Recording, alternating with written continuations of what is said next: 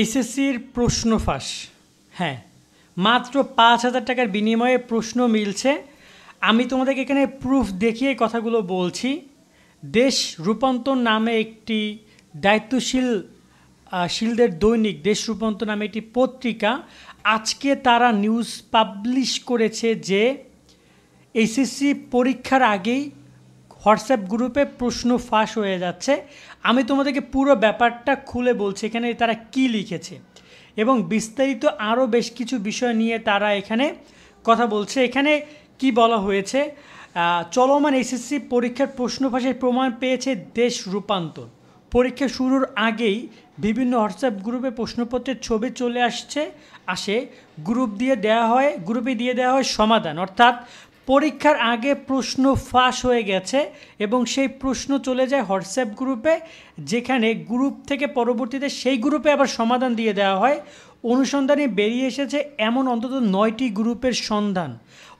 মাত্র ২ থেকে ৫,০০০ টাকার বিনিময়ে এইভাবেই উচ্চ মাধ্যমিক সার্টিফিকেট এইচএসসি পরীক্ষা দিচ্ছে একটি কেন্দ্রে প্রায় ১,০০০ পরীক্ষার্থী। ও মাই গড, ১,০০০ স্টুডেন্ট, তা তো গোল্ডেন 5 নাকি? জিপিএ গোল্ডেন 5 পেয়ে গেছে, কারণ তারা মাত্র ২ থেকে ৫,০০০ টাকার বিনিময়ে ওই হোয়াটসঅ্যাপ গ্রুপে যুক্ত হয়েছে, যেখানে টিচাররা, আমি তোমাদেরকে এখানে তো পুরো ডিটেলসটা দেওয়া নাই এখনও, বিস্তারিত এখানে পড়ুন, মানে তারা হচ্ছে গিয়ে যে বিস্তারিত এখনও লেখেনি, হয়তো বা এ ব্যাপারে তারা প্রতিবেদন সাজাচ্ছে। আমি তোমাদেরকে এখান থেকে দেখাই। তো এটাও কিন্তু দেশ রূপান্তরের একটা হচ্ছে পিকচার, যেটা আমরা তাদের ফেসবুক পেজ থেকে নিয়েছি, যেখানে পুরো ডিটেলসটা তাদের লেখা আছে।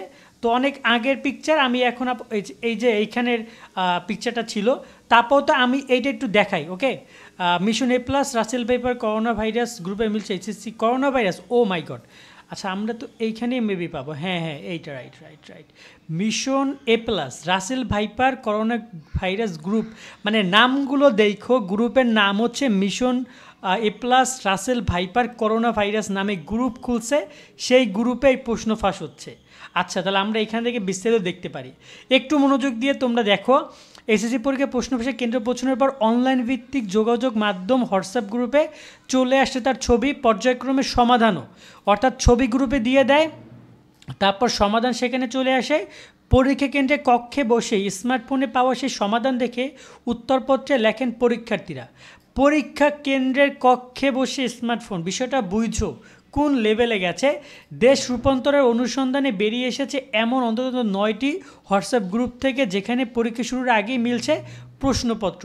পরীক্ষা শুরুর আগে প্রশ্নপত্র, অবাক করা ব্যাপার যে পরীক্ষা শুরুর আগে, পরীক্ষার পরে একটা ব্যাপার আলাদা, যে পরীক্ষা শুরু হয়েছে, শুরু হওয়ার পরে প্রশ্ন সবাই পাইছে, সেখান থেকে নিয়ে টিচাররা সাহায্য করছে, তা না। পরীক্ষা শুরুর আগে তারা প্রশ্ন ফাঁস করে ফেলছে, পরে হোয়াটসঅ্যাপ গ্রুপে তার সমাধান দিয়ে দিছে, যেটা দেখে শিক্ষার্থীরা লিখছে। এর মধ্যে অন্তত mission A plus Russell viper এই দুটি গ্রুপটিতে বিজ্ঞান বিভাগের প্রশ্নপত্র দেওয়া হয়। এতে যুক্ত আছে বিজ্ঞান বিভাগের প্রায় 200 শিক্ষার্থী, মানে বুঝো 200 শিক্ষার্থী এই বিভাগে যুক্ত এই গ্রুপে।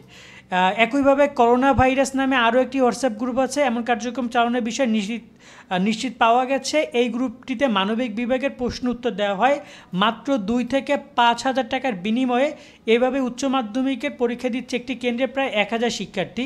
কেন্দ্রের নামটা একটু আমরা দেখি, অনুসন্ধানের নামও এসেছে।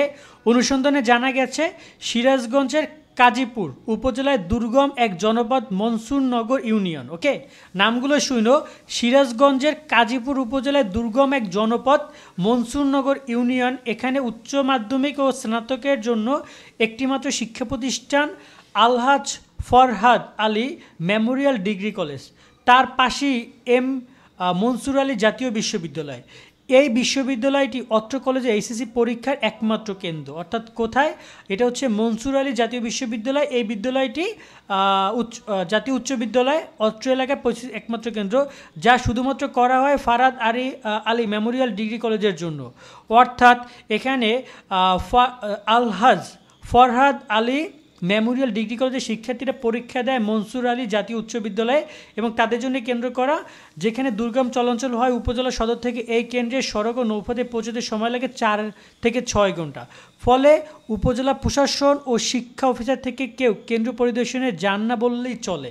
আর এই সুযোগ কাজে লাগিয়ে পরীক্ষা কেন্দ্রটিতে ঘিরে গত 6 বছর ধরে চলছে প্রশ্নফাঁস সঙ্গে নকল বাণিজ্য উৎসব। ও মাই গড, মানে একটা দুর্গম চরাঞ্চল এলাকায় কেউ পৌঁছায় না নৌকায়, 4-5 ঘন্টা লাগে। এই সুযোগটা তারা কাজে লাগিয়ে এই প্রশ্নফাঁস এবং নকল যে একটা যে বিশাল বিজনেস তারা দাঁড়া করিয়েছে। গত 1 জুলাই দিয়ে পরীক্ষার্থীদের পরিচয় মিশন এ প্লাস গ্রুপে যুক্ত হন দেশ রূপান্তরের ওই প্রতিবেদক। পরের দিন ছিল বাংলা দ্বিতীয় পত্র পরীক্ষা। পরীক্ষা শুরুর কিছু সময় আগেই ওই গ্রুপে প্রশ্নপত্র ও এর আংশিক উত্তর দিয়ে দেয় mission A plus O Russell viper গ্রুপের নিয়ন্ত্রক শাকিল রানা। নামটা হচ্ছে শাকিল রানা। এখানে যে প্রতিবেদক সে ওই গ্রুপে যুক্ত হয়েছে, মূলত সেও মেবি পরীক্ষার্থী বা এরকম কিছু একটা। এরপর পর্যায়ক্রমে পুরো প্রশ্নবাসী উত্তর দেওয়া হয়। একই চিত্র ছিল রাসেল ভাইপার গ্রুপের ক্ষেত্রেও। ওই গ্রুপেও প্রশ্ন উত্তর দেয় শাকিল। গ্রুপ দুটি সার্বিক নিয়ন্ত্রণ করতে দেখা গেছে 4 জন এইচএসসি পরীক্ষার্থীকে, যারা সবাই শাকিলের নির্দেশ মেনে চলে। অর্থাৎ এখানে 4 জন নিয়ন্ত্রণ করে সেই গ্রুপ, এবং শাকিল রানা তিনি মূলত এখানে রাসেল ভাইপার এবং মিশন এ প্লাস গ্রুপে তার প্রশ্ন এবং উত্তরপত্র সরবরাহ করে। প্রশ্নপাশ গ্রুপ নিয়ন্ত্রণ ও সমাধান দেওয়ার বিষয়ে চক্রের প্রধান শাকিল রানার বক্তব্য জানতে চাওয়া হয়। গ্রুপে অ্যাডমিন থাকা তার ব্যবহৃত মোবাইল ফোন নম্বর কল করলে অভিযোগ শুনে সংযোগ বিচ্ছিন্ন করে দিয়ে ফোন বন্ধ করে রাখেন। প্রায় আধা ঘন্টা পরে নিজেই কল করে নির্দোষ দাবি করেন, আপনি যে শাকিলের কথা বলছেন আমি সেই শাকিল নই, আমি এইসবের সঙ্গে যুক্ত নই। তাহলে প্রশ্নপাশ গ্রুপে তার নাম্বার অ্যাডমিন আছে কিভাবে জানতে চাইলে বলেন সেটা আমি জানি না। ওকে, এটা স্বাভাবিক, সে তো এটা স্বীকার কখনোই করবে না। বাট এটা কিন্তু একটা ভয়ঙ্কর লেভেলের তথ্য যে এইভাবে একদম প্রশাসনের সামনে দিয়ে তাদের অনুপস্থিতিতে এই কাজগুলো করছে।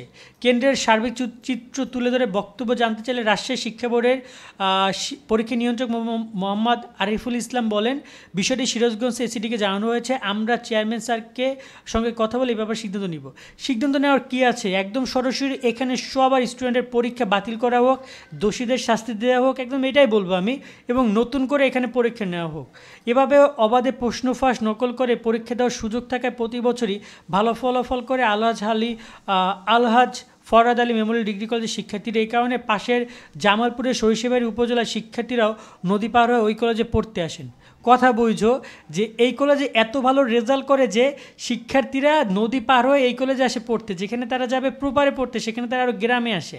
হোয়াটসঅ্যাপ গ্রুপে প্রশ্নপেশে বিষয়টি না জানলেও কেন্দ্রে যে মোবাইল ফোন দেখে পরীক্ষা দেওয়া যায় তা এলাকার সবাই জানে। অর্থাৎ এলাকার সবাই কম বেশি এটা জানে যে পরীক্ষা কেন্দ্রে মোবাইল নিয়ে সবাই যায়। হোয়াটসঅ্যাপ গ্রুপ আছে, এই ব্যাপারটা হয়তো অনেকে জানে না।